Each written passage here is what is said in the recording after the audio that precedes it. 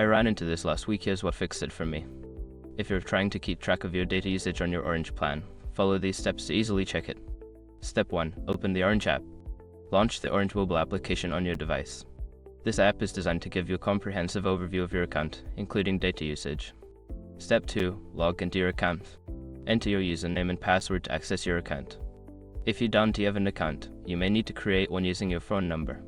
Step 3. Navigate to data usage. Once logged in, look for the data usage section in the main menu. This area will provide you with details about your current data consumption. Step 4. Review your data statistics. In the data usage section, you will see a breakdown of your data usage for the current billing cycle. This will show you how much data you have used and how much is remaining.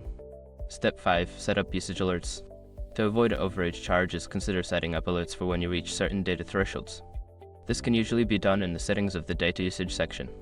Keep in mind that sometimes the app may not update immediately, so if you notice discrepancies, check back later. I hope this helps you stay on top of your data usage.